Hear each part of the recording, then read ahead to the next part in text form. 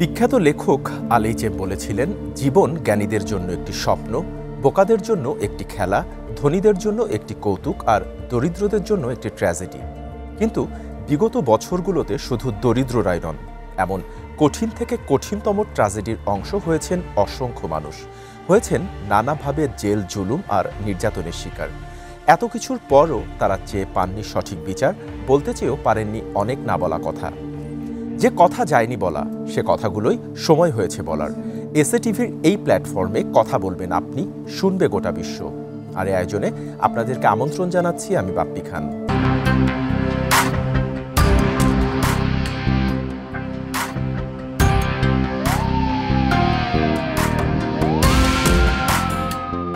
আজ আমাদের সাথে কথা বলার জন্য অতিথি হিসেবে স্টুডিওতে রয়েছেন লেফটেন্যান্ট কর্নেল অবসরপ্রাপ্ত ফেরদৌস আজিজ। আমরা তার মুখ থেকেই শুনব তার সাথে ঘটে যাওয়া বেশ কিছু হৃদয় বিদারক কথা। স্যার, শুরুতেই আমাদের স্টুডিওতে আপনাকে স্বাগত জানাচ্ছি। বিগত ১৬টি বছর বহু মানুষ বিভিন্নভাবে নির্যাতনের শিকার হয়েছেন, হয়রানির শিকার হয়েছেন।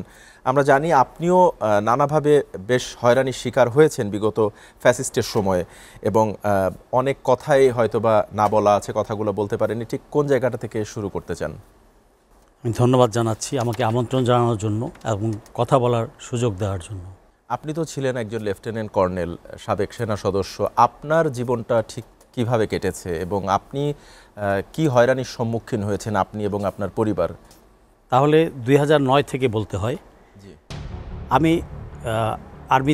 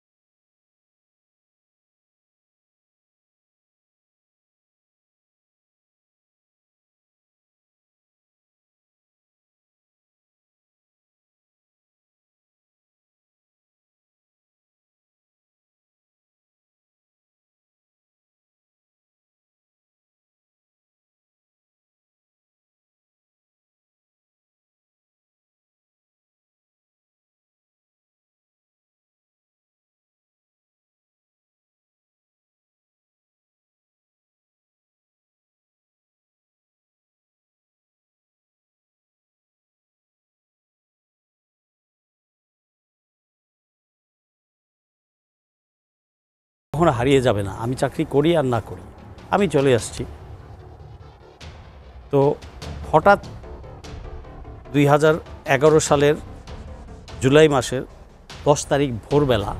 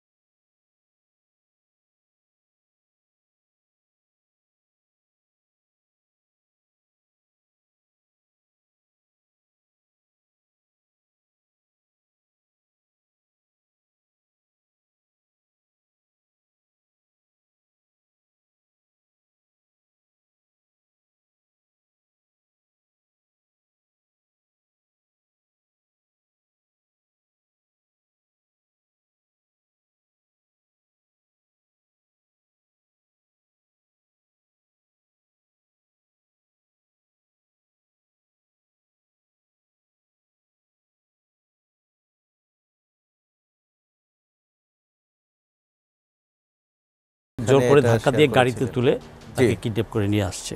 আপনার কাছে জানতে চাচ্ছিলাম যে আপনি যে হয়রানির শিকার হয়েছিলেন, কর্নেল হাসিন সাহেবকে তুলে নিয়ে যাওয়া হয়েছিল, ওনাকে গুম করা হয়েছিল, আপনার ক্ষেত্রে আসলে কি হয়েছিল বা আপনার পরিবার আসলে ওই সময়টা কোন সিচুয়েশনের মধ্যে দিয়ে গেছে? আচ্ছা, খুব কঠিন সময়ের মধ্য দিয়ে আমরা পার হয়েছি। তো হাসিনকে ধরে নেওয়ার পরে আমি হাসিনের জন্য পত্রিকায় আনা এবং অন্যান্য কাজ করেছি, তার ভাই বোনদেরকে সাপোর্ট দিয়েছি, যে বিভিন্ন জায়গায় যোগাযোগের জন্য যতটুকু করা দরকার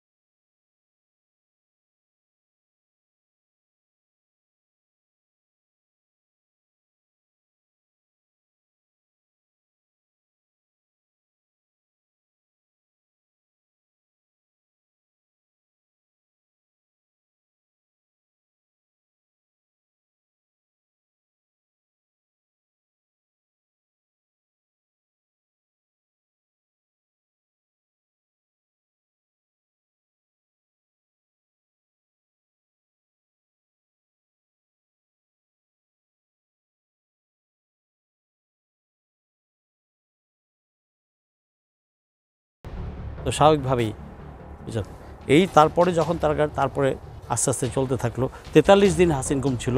ওর ডিফেন্সিভ উইটনেস আমি ছিলাম লগ এরিয়া হেডকোয়ার্টার থেকে।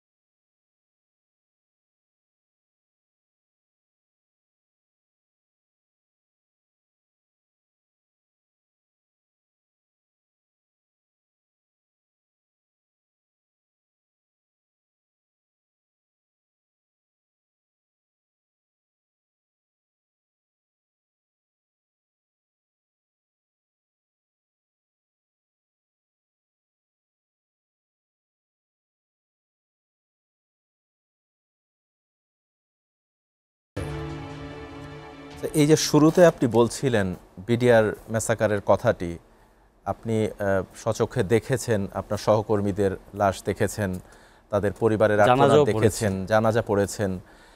এখনো পর্যন্ত এটির বিচার চাওয়া হচ্ছে। আমরা এখনো পর্যন্ত এই জায়গাটাতেই পৌঁছাতে পারিনি। একজন সাবেক সেনা অফিসার হিসেবে এই বিষয়টা নিয়ে আপনি কি বলতে চান? আমি আমার ব্যর্থতাটুকু স্বীকার করি, কারণ আমি সেদিন সার্ভিসে ছিলাম। সূরা আলে ইমরানে আছে 75 এবং 76, নির্যাতিত নারী ও শিশুরা, এরকম, আল্লাহ মাফ করুক আমাকে খানিকটা, নারী ও শিশুরা আল্লাহর কাছে কাঁদছে, আল্লাহ তোমার পক্ষ হতে আমাদের জন্য কোনো সাহায্যকারী পাঠাও উদ্ধারের জন্য। আমরা কি গিয়েছিলাম? আমি কিন্তু সেদিন চাকরিতে ছিলাম। সেই দায় আমারও। আর আমার কর্তাদের দায় কী ছিল তাহলে চিন্তা করে দেখেন, আমরা যাইনি।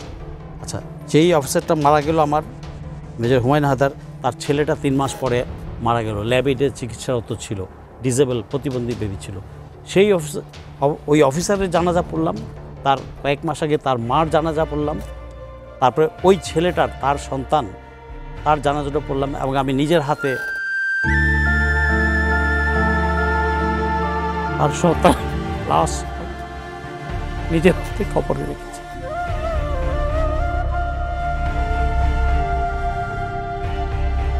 আমি 3 জেনারেশনে জানাজা পড়েছি এই একটা অফিসার। বিডিআর হত্যার বিচার না হওয়ার জন্য তো গত 15টা বছর কতভাবে গিয়ে দিছে। বিডিআর হত্যা দিবস 25 ফেব্রুয়ারি আসলেই কি BPL, IPL, theatre, concert, that তো আমার আর্মি স্টেডিয়ামে কনসার্ট, জাতিকে যাতে ভুলিয়ে রাখা যায়,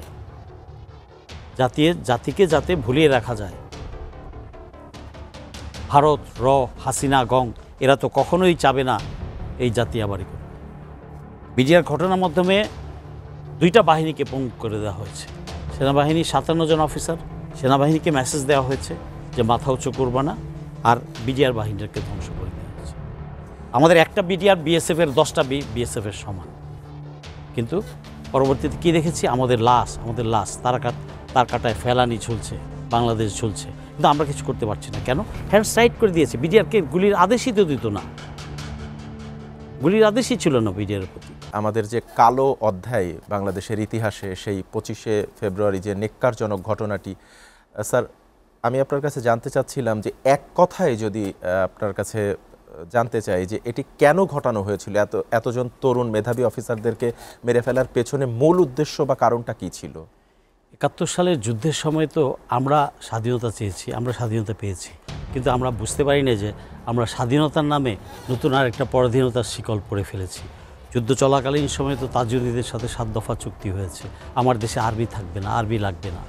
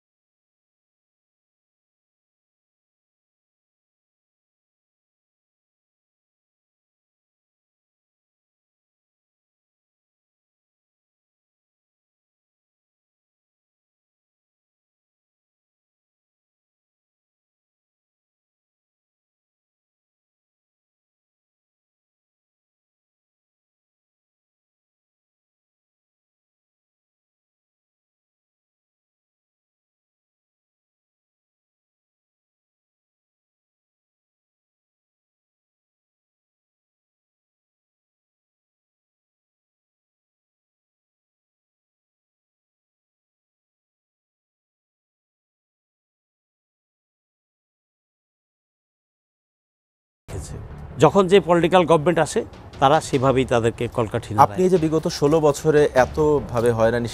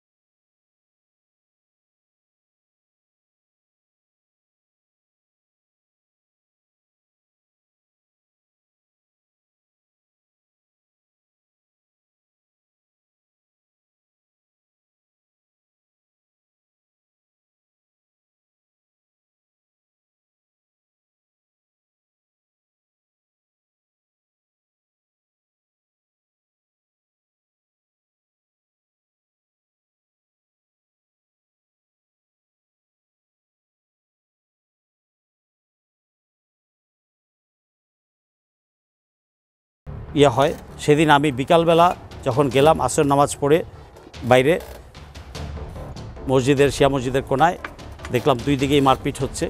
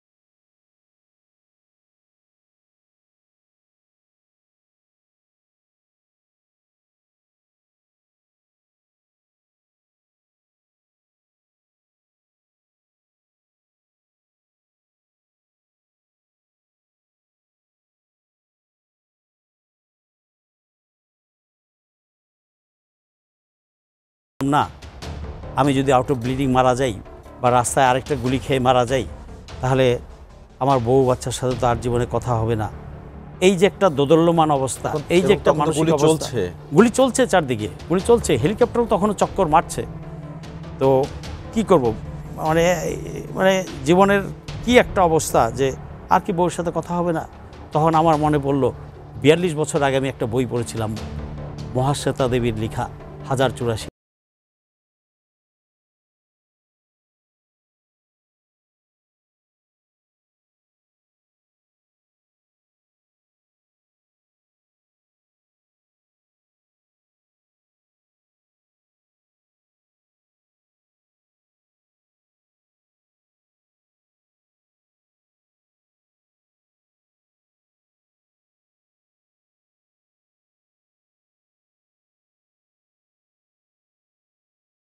আর তখন কি যে মনের অবস্থা, মানে আমি কি বউ বাচ্চার অবস্থা আর দেখতে পাবো, কি বউ বাচ্চাকে আর কোনোদিন দেখতে পাবো না। ওই যে একটা অবস্থা, ওই যে নিজের সাথে যুদ্ধ করা, শক্ত রাখা নিজেকে। যদি বউ বাচ্চা রাখতেই একটা হাউকাউ শুরু হয়ে যাবে রাস্তায়, উতালি গেছে হয়তো আরেকটা গুলি করে পুরো ফ্যামিলিকেই মেরে ফেলবে, আবার ওদিকে হয়তো আমার বউ বাচ্চা লাশও পাবে না। এই যে একটা দ্বিধাদ্বন্দ্ব। যা হোক,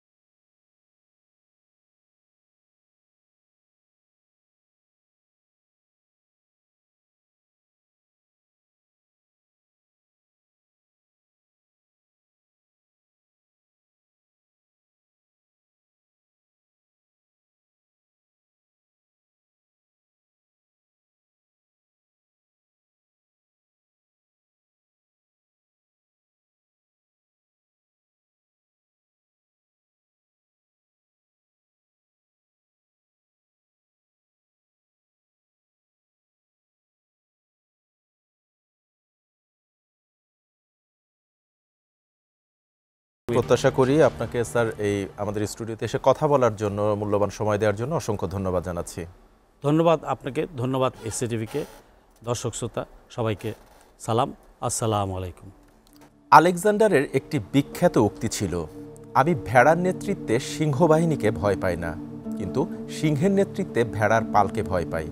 আর এমন নেতৃত্বের কারণে জীবনে কিছু মানুষ গল্পের অংশ হয়, কিন্তু কিছু গল্পের শেষ হয় না কখনো। আমরা জানাতে চাই আপনার সাথে ঘটে যাওয়া নির্মম বাস্তবতার গল্পগুলো।